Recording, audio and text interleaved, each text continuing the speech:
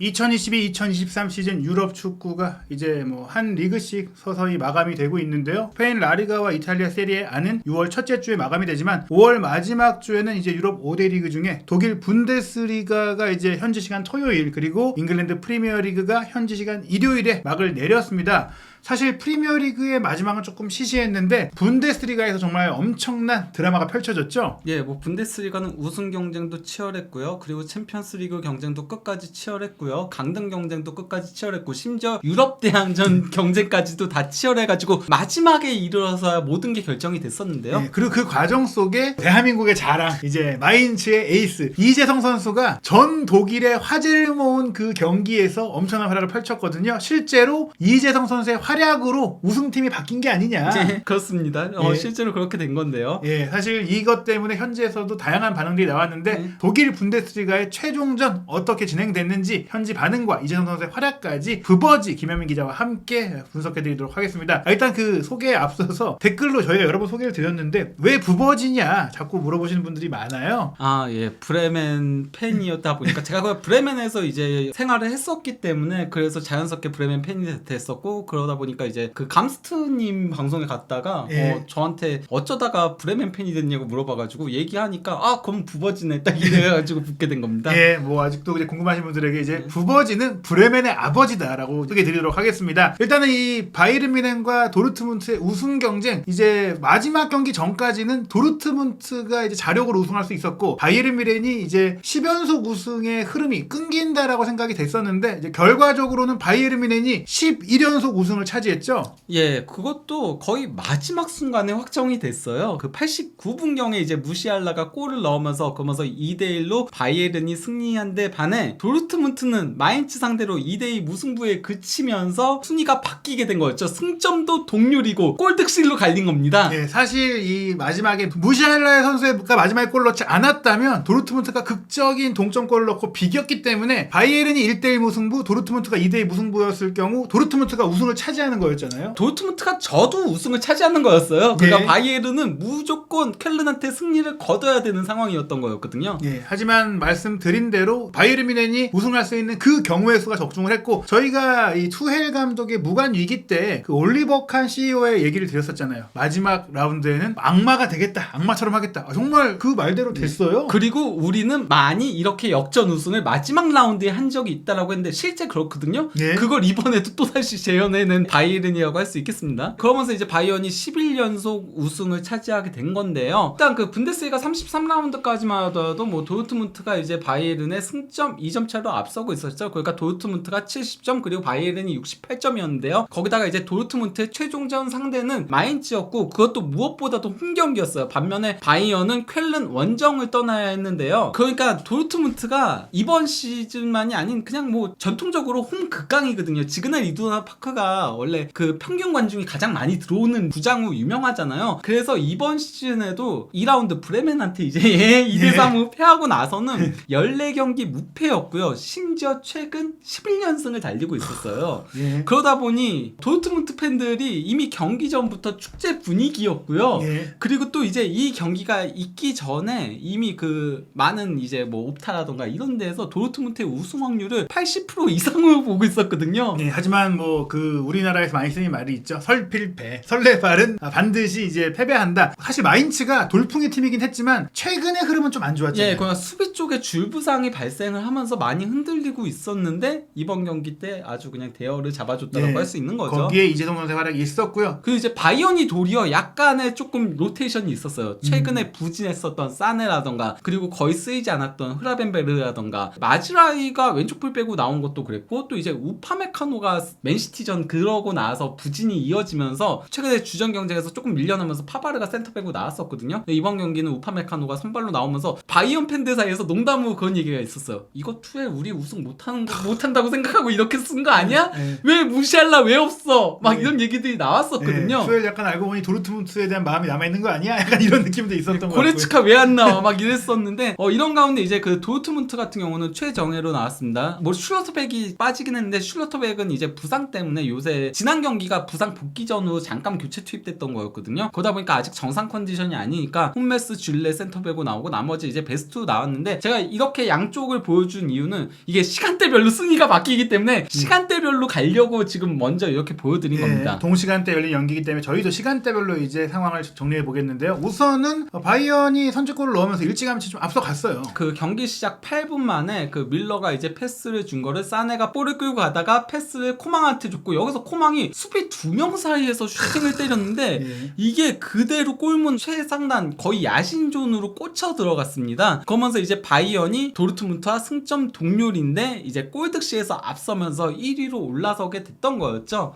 이러한 가운데 이제 그 15분경에 예상치도 못했던 마인츠가 선제골을 넣으면서 앞서 나간 거였는데요. 에드밀슨 페르난데스가 이제 코너킥을 올린 거를 센터백인 한케 올센이 앞에서 잘라먹듯이 그것도 이제 몸을 약간 좀 숙이면서 헤딩 슈팅으로 선제골을 넣었습니다. 이렇게 되면 바이언이 굉장히 유리한 상황이 되는 도르트문트는 이제 2골을 넣어야 이길 수 있는 상황이 됐으니까요. 예, 그렇죠. 그러면서 승점 1점을 앞서게 된 상황이었는데요. 18분경에 결정적인 득점 기회가 나왔어요. 마인츠 수비형 미드필더인 도미니코가 뒤에서 이제 게레이루의 다리를 걷어차면서 이게 VAR 결과 이제 페널티킥이 선언이 된 거였거든요. 하지만 다멘 골키퍼가 이쪽으로 움직이면서 페이크를 줬거든요. 여기에 이제 알레가 속아 넘어가가지고 반대편 빈자리로 때린다는 게 다멘이 바로 이제 몸을 날려가지고 선방을 했던 거였죠. 네, 그러면서 이제 동점이 될 기회를 놓친 데다가 여기에 한 골을 더 먹어요. 예, 여기서는 이제 이재선 선수의 택백 크로스가 나온 거죠. 이재선 선수가 이제 측면에서 계속 이제 패스를 주고받는 플레이들을 했었거든요, 동료들과.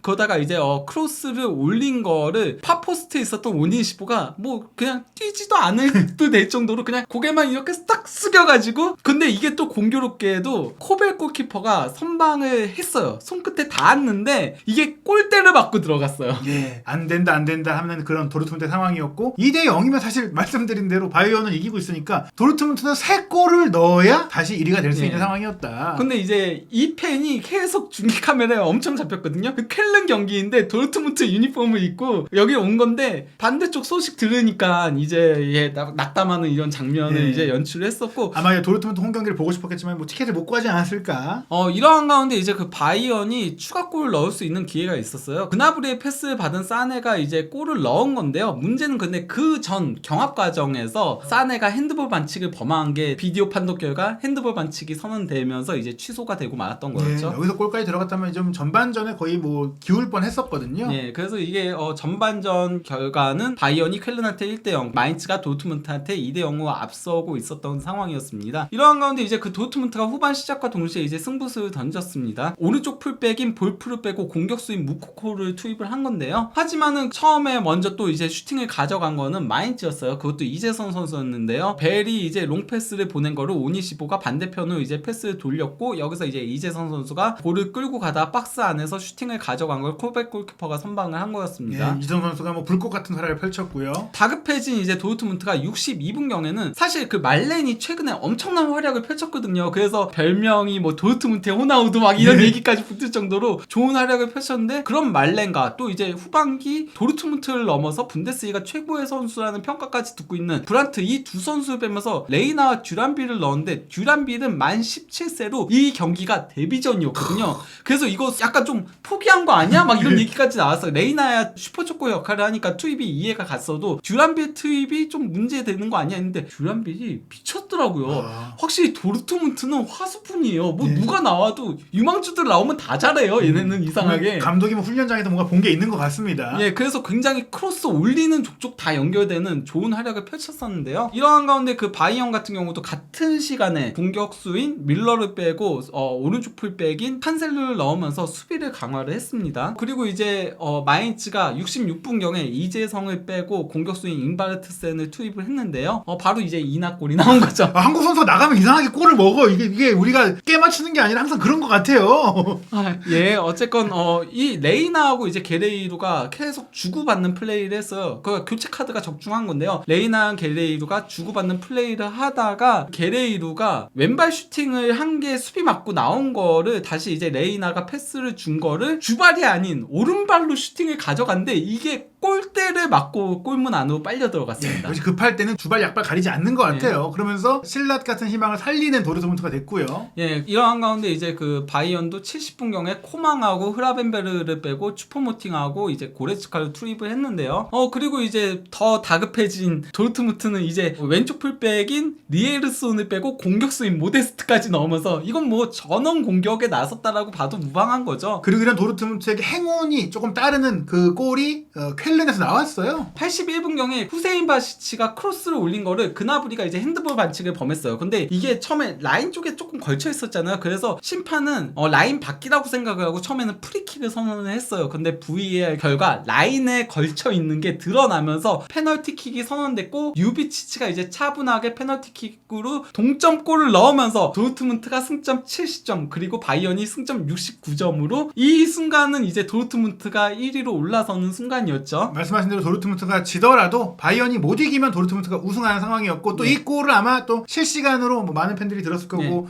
또 이 경기장 쾰른 팬들도 뭐 도르트문트를 응원했으니까요. 예, 그래서 이제 그 독일 챔피언 2012거에 2011-12 시즌 그 우승 그 스카프를 쾰른 팬이 들고 있었던 거였고요. 다급해진 바이언이 이제는 바이언이 다급해진 거니까요. 고레츠카는 교체 투입됐잖아요. 85분경에 고레츠카하고 왼쪽 풀백인 마즈라이를 빼고 공격수인 텔과 무시알라를 투입을 했습니다. 무시알라가 이제야 들어온 게 좀 놀라운데 역시 무시알라가 괴물은 괴물입니다. 괴물 신예가 맞습니다. 89분경에 쾰른 수비가 이제 헤딩으로 걷어낸 거를 키미가 받아서는 패스를 넘겨줬고 여기서 이제 또 칸셀루가 패스를 준 거 교체 투입된 칸셀루죠. 그나브리가 이제 드리블을 치고 가다 컵백을 준 거를 무시알라가 잡아서 이제 슈팅을 가져갔는데 이게 보면 4명의 수비가 있었어요. 그래서 통과하기도 힘든데 이게 그대로 통과하면서 골키퍼도 몸을 날렸는데 그 틈바구니로 파고들면서 그대로 역그물을 때릴 정도로 아주 그냥 빠듯하게 골이 들어간 거였죠. 89분 그야말로 극장골이 터진 거고 다시 순위표가 바뀌었어요. 저 도르트문트 팬 또 나왔죠. 그러면서 이제 바이언이 1위로 올라갔고 도르트문트가 2위가 된 상태였는데요.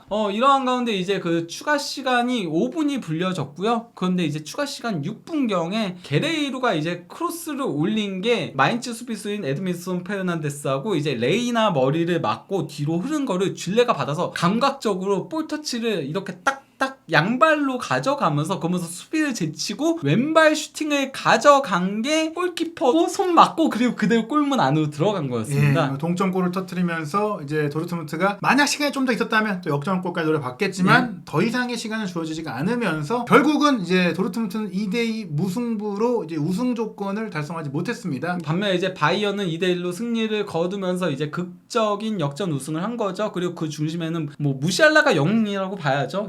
무시알라의 뭐 골이 아니었다면 도르트문트가 우승할 수 있었던 상황이었습니다. 어찌됐거나 이제 이 타임테이블 정말 역대급 시즌 최종전이었다.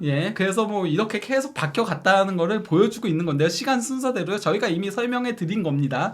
근데 이제 경기 내용을 놓고 보면은 사실 바이언은 고전을 했어요. 쾰른 상대로 슈팅 숫자 12대8로 4개가 더 많긴 했지만은 기대 득점은 뭐 쾰른 1.3골로 도리어 바이언 1.2골보다도 더 앞섰고요. 점유율도 53대47이면 바이언이 생각보다 높지 못했던 거였거든요. 그 정도로 고전을 면치 못했던데 반해 도르트문트는 마인츠 상대로 이거 뭐 압살한 경기긴 해요. 슈팅도 29대 10이고요. 유효 슈팅도 10대 4고요. 사실 이 경기가 다멘 골키퍼의 마지막 경기였어요. 그러니까 이 선수가 백업 골키퍼인데 챈트너라는 주전 골키퍼 때문에 실력이 있음에도 나오지 못했었거든요. 근데 챈트너가 부상이어서 막판에 조금 나올 수 있게 된 거였는데 나 이제 더 이상 마인츠에서 못 뛰겠다. 그래서 고별하는 그 경기였는데 여기서 미친 활약을 펼치면서 잡아야 되는 거 아닌가요 이거? 결국에는 이제 기대 득점이 4.2골이니까 최소 4골을 넣었어야 되는 경기. 물론 페널티킥이 있기 때문이긴 한데 어찌됐거나 도르트문트가 3대2로 최소한 뭐 4대2로도 이길 수 있는 경기였어요. 점유율도 73대 27이었고 사실 연기를 못했던 건 아닌데 골운이 좀 다르지 않았다. 그러다 보니까 이제 그 바스켓 도르트문트 CEO는 뭐라고 했냐면요. 이번 우승 실패가 2013년보다 더 뼈아팠다. 더 안 좋다. 이렇게 얘기를 한 건데요. 2013년 우승 실패는 어떤 건지 아시죠? 바로 그 바이에른과의 챔피언스 리그 결승전. 그때도 정말 아쉽게 1대2로 패했었잖아요. 네. 예, 근데 그때보다도 지금이 더 뼈 아프다. 왜냐면은 지금 거는 본인들의 손아귀에 있었거든요, 우승이. 근데 그걸 놓친 거니까 그런 거죠. 결국에 이제 바이언이 또 한 번 독일의 절대 강자라는 것을 입증했으나 분명히 말씀하신 대로 최종전도 경기 내용이 안 좋았고 특히 올 시즌 트래블을 노리다가 간신히 리그 우승만 차지하다 보니 우승에도 불구하고 충격적인 공식 발표가 있었어요. 예, 바로 이제 우승을 했음에도 올리버 칸 CEO와 하산 살리하미치치 단장을 동시에 경질을 한 건데요. 여기에 대해서 이제 뭐 살리하미치치는 뭐라고 했냐면요. 물론 나는 기꺼이 더 하고 싶었다. 라고 더 하고 싶었는데 경질돼가지고 어쩔 수 없다 이렇게 얘기한 거고요. 그리고 이제 올리버 칸이 뭐라고 했냐면요, 내 인생 최악의 날이다, 나는 선수들과 함께 축하하고 싶었다라고 얘기를 한 건데요. 이게 무슨 얘기냐면요, 원래 독일 같은 경우는 단장하고 이제 그 뭐 CEO하고 내려와서 이제 같이 보잖아요, 경기를. 그러면서 이제 끝나고 축하하고, 심지어 단장 같은 경우는 감독 옆에 앉아서 이제 같이 얘기하고 이런 식으로 하는데 그거 자체를 못하게 한 거예요. 그냥 이미 경질을 먼저 해버린 거예요. 그래서 관중석에서 이제 경기를 볼 수밖에 없는 상황이었다 보니까, 그래서 선수들과 같이 이제 우승 축하를 하지 못한 게 한이다라고 얘기한 거예요. 그래서 내 인생 최악의 날이라고 얘기한 겁니다. 사실 뭐 경질되는 건 경질되는 거라고 하더라도 올 시즌 내내 뭐 팀을 지휘해 왔고 이끌어 왔고 함께 해 왔는데 가장 중요한 그 마지막 순간에 딱 배제한다. 물론 뭐 이제 어떤 그 책임을 물을 수는 있겠지만 또 구단의 레전드잖아요. 조금 그러니까요. 너무 심정적으로 너무한 게 아니냐. 저도 그러니까 이번 시즌은 그냥 끝나고 나서, 그리고 우승 축하형까지 전부 다 끝나고 나서 그 퍼레이드 같은 거 하잖아요. 그것까지만 하고 경질도 어차피 경질할 거니까 그게 맞지 않았나 싶긴 해요. 바로 경질 발표하고 이거는 조금 너무 매몰차다는 생각이 들긴 합니다. 아니 뭐 칸이 무슨 얼마나 뭐 대역죄를 지었길래 얼마나 뭐 원수가 됐길래 좀 이렇게 평생 상처에 남을 행동을 했는지 참 모르겠습니다. 그런 가운데 뭐 벌써 미리 준비했던 것 같아요. 후임자가 얘기가 나오고 있습니다. 이미 뭐 CEO는 드레센이 부임을 했고요. 이거는 오피셜이 뜬 거고요. 그리고 드레센 같은 경우는 현재 그 바이언 직원들이라던가 그리고 이제 보드진들로부터의 신뢰가 상당히 깊다라고 하더라고요. 그 정도로 능력을 조금 인정받는 인물이라고 하고요. 이제 에벨 단장, 그 메넨글라드바흐에서 굉장히 오랜 기간 단장직을 수행하면서 명단장으로 이름을 알렸었죠. 바이언 단장 후보로 매번 이름이 거론되던 인물이었는데 이번에 뭐 부임하게 될 가능성이 상당히 높다는 얘기들이 있어요. 바이언 그 선수 생활도 했던 인물이거든요. 그리고 이제 뭐 할리아미지츠라든지 올리버 칸 같은 리얼 레드, 리얼 미넨 라인이 또 필요하잖아요. 다시 레전드가 좀 돌아온다고 합니다. 뭐 루메니게 같은 경우 이사회 복귀 예정이라고 하고요. 그러니까 최근에 루메니게가 그 슈퍼리그 사태가 발생을 하고 나서 이제 그거 수습한다고 유럽 클럽 스쿨평에, 그러니까 ECA의 회장으로 부임을 했잖아요. 그래서 그 일을 하고 있는데 다시 이제 바이언 그 이사회로도 복귀할 예정이라고 하고요. 그리고 헤네스 같은 경우는 아예 허버트 하이너 회장이 그렇게 얘기했어요. 헤네스는 항상 우리의 어드바이저였다. 그래서 항상 있었고 루메니게도 조금 더 가까이 올 것이다. 둘 다 이제 이사회 활동을 하게 될 것이다 라고 얘기를 한 겁니다. 또 다른 관심사는 분명히 기대 이하의 뭐 시즌 마무리가 된 투헬 감독의 거치인데요. 투헬 감독의 거치는 역시 뭐 단장도 나가고 CEO도 나갔기 때문에 좀 얘기가 나올 수밖에 없어요. 투헬 감독이 일단 살리하미치치 단장하고 굉장히 관계가 좋다라고 하더라고요. 그래서 이제 살리하미치치 단장이 경질되면은 투헬도 그만둘 수 있다는 보도들이 나오긴 했었거든요. 바이언은 투헬을 경질시킬 생각이 없다는 얘기들이 많았어요. 왜냐면 이번 시즌의 실패는 투헬 때문이 아니다라고 보고 있기 때문에 급작스럽게 부임하게 됐었고 하다 보니까, 그래서 이제 하이너 회장 같은 경우는 뭐 투헬에 대해서는 투헬은 유럽 최고의 감독 중에 한 명이고 다음 시즌에도 우리와 함께한다 이렇게 얘기를 확실하게 남겼는데요. 반면 이제 그 스카이 스포츠에서 조금 그 패널 역할을 하고 있는 디트마르 하만, 뭐 과거에 리버풀, 바이언 등에서 활약을 했던 독일 대표팀 미드필더였던 하만 같은 경우는 뭐라고 얘기했냐면요, 나는 자발적으로 그가 떠날 거라고 생각한다라고 얘기한 겁니다. 결국엔 본인 스스로 좀 실망스러웠고 자신을 데려온 단장도 떠났고 올 여름에 좀 논의를 할 수 있다. 마인츠가 이번 시즌 후반기에 완전히 제대로 그 뭐랄까 킹메이커 역할을 했거든요. 병 주고 약 줬어요. 후반기 바이언하고 경기에서 3대1로 승리를 거두면서 이대 그 바이언이 그래서 1위에서 2위로 밀려났었거든요. 그래서 뭐 이게 마인츠 구단 공식 그 SNS에서 올린 나는 메시아가 아니야 딱 이러니까 뭐 도르트문트 팬들이 당신은 메시아입니다 막 이랬었는데 정작 또 이제 도르트문트의 발목까지 잡으면서 메시아가 아니야가 진짜가 됐는데요. 근데 여기 이제 쓴 글이 뭐냐면요, 이 계정에 올 모든 바이언 팬들에게 오기 전에 앞서서 우리는 당신들을 위해 이 무승부를 한 게 아닙니다. 그러니까 우리는 너네 위해서 무승부 거둬준 거 아니야. 그렇죠. 우리의 그 명예를 위해서 그런 거야. 좀 이런 식으로 얘기를 한 거나 마찬가지인 거죠. 하이델 마인츠 CEO 같은 경우는 뭐라고 했냐면요. 일반적인 관점에서 우리가 페어플레이 상을 받을 자격이 있다라고 했는데 저 이거 말 100% 동의합니다. 예. 그냥 뭐 최선을 다한 것도 있고요. 심지어 시간을 끌 수도 있었잖아요. 2대0을 앞서고 있을 때 시간 안 끌고 바로바로 플레이들을 했어요. 인플레이를. 그러면서 제대로 박진감 넘치는 경기를 펼쳐줬어요. 이게 마인츠가. 축구죠. 이렇게 축구해야 돼요. 시간 끄는 거 무슨 전략적으로 이해는 하지만 이게 사실 축구의 본질을 좀 잃어버리는 그런 행동이잖아요. 거기다가 마인츠는 이번 경기 승리하더라도 뭐 유럽 대항전을 가는 것도 아니었고 패하더라도 강등되는 것도 아니었거든요. 예, 이게 이제 리그 전체의 재미를 올리는 데 있어서 마인츠의 역할이 대단했고 특히 이재성 선수의 활약도 대단했어요. 네, 뭐 이재성 선수가 이제 그 66분을 뛰면서요.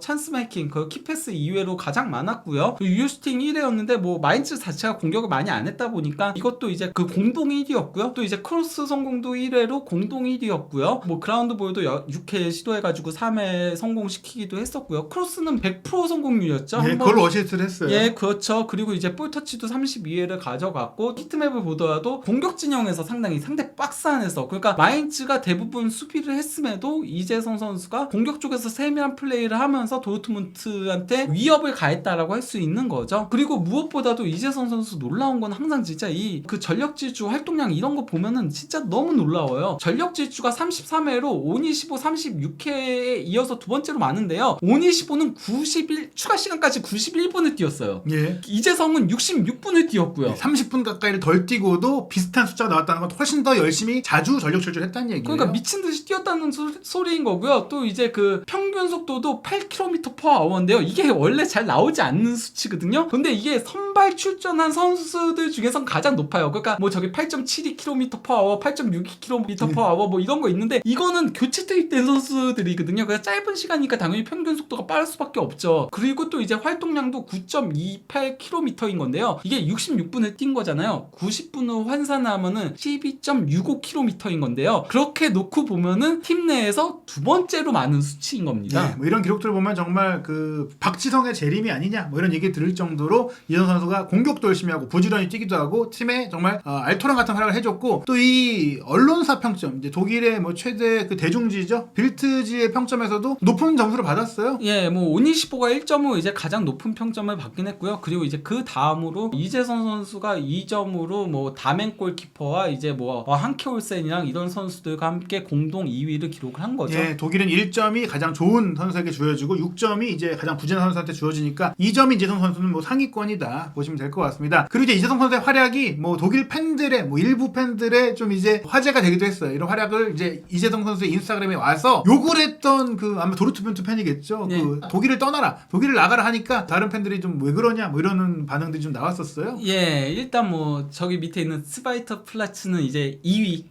예. 약간 좀 비아냥되는 거고요. 네. 너네 2위 그리고 이제 그 밑에 영어로 적힌 너네 도르트문트가 바이언한테 이길 수 있는 유일한 방법은 호날두. 왜냐? 호날두가 바이언 킬러로 유명했잖아요. 그렇습니다. 이거 있잖아요. 예, 그리고 호날두를 영입해야 되는 거 아니냐. 알나스르에서 데려와라. 뭐 이렇게 약간 좀 바이언 쪽의 팬들이 좀 같이 남긴 것 같고요. 그리고 이제 그 뒤에 이제 조금 재밌는 댓글들이 있는 건데요. 일단 그 맨 위에 있는 댓글은 어떤 거냐면요. 나는 예전에 과거에는 손흥민한테 두들겨 맞았었다.